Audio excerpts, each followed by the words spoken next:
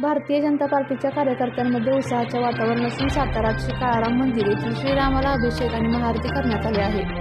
महाराष्ट्रामध्ये महायुतीचे 230 आमदार निवडून आले आहेत, त्यातही एकट्याच भारतीय जनता पार्टीचे 132 आमदार निवडून आले आणि भारतीय जनता पार्टी महाराष्ट्रामध्ये पहिल्या क्रमांकाचा पक्ष ठरली आहे।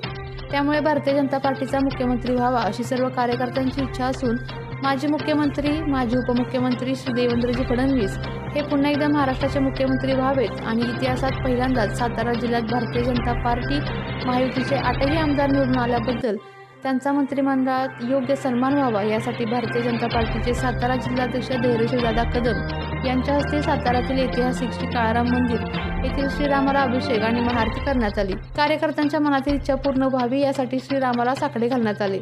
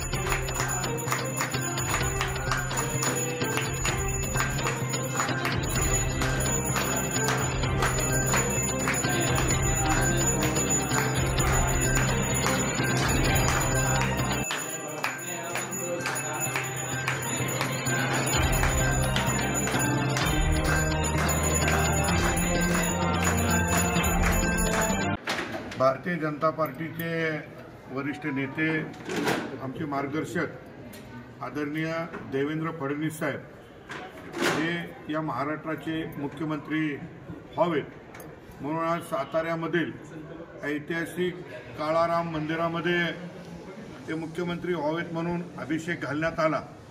भारतीय जनता पार्टीच्या सर्व कार्यकर्त्यांची जी इच्छा होती ती काळाराम मंदिरामध्ये या ठिकाणी अभिषेकातून व्यक्त झाली।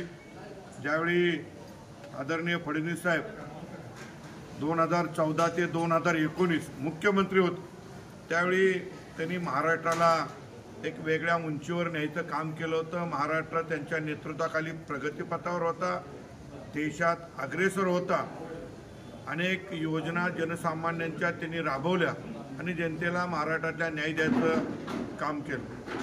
गेल्या 2.5 वर्षामध्ये एकनाथ शिंदे सरकारांच्या नेतृत्वाखाली या ठिकाणी महाराष्ट्रानं परत एकदा प्रगतीचं स्पीड पकडलेलं आहे आणि आता निवडणुका झालेल्या आहेत आणि या निवडणुका झाल्यानंतर महाराष्ट्रामध्ये महायुतीला थंबिंग मेजॉरिटी मिळालेली आहे आणि याचं नेतृत्व आदरणीय देवेंद्र फडणवीस साहेबांनी करावं आणि त्यांच्या नेतृत्वाखाली महाराष्ट्र परत एकदा देशामध्ये अग्रेसर व्हावा म्हणून आज आम्ही सगळ्या कार्यकर्त्यांनी भाजपच्या काळाराम मंदिरामध्ये अभिषेक केला। आमच्या जिल्ह्यातील 8ही महायुतीचे आमदार निवडून आले।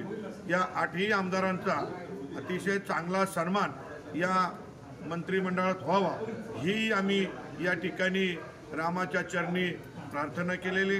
परत एकदा आमच्या ज्या सातारा जिल्ह्याच्या भावना आहेत त्या प्रभू श्रीरामचंद्रांच्या मनामध्ये त्यांच्या पदस्पर्श करून अभिषेक करून आमच्या भावना त्या ठिकाणी व्यक्त केल्यात। आमच्या सगळ्यांच्या भावना आहेत की या महाराष्ट्राचे मुख्यमंत्री म्हणून येत्या 1-2 दिवसामध्ये आमचे नेते आदरणीय देवेंद्र फडणवीस दिसावेत आणि ईश्वरानं सुद्धा त्यांच्या पाठीमागं पाठबळ उभं करावं म्हणून आज हा आम्ही अभिषेक केलेला आहे।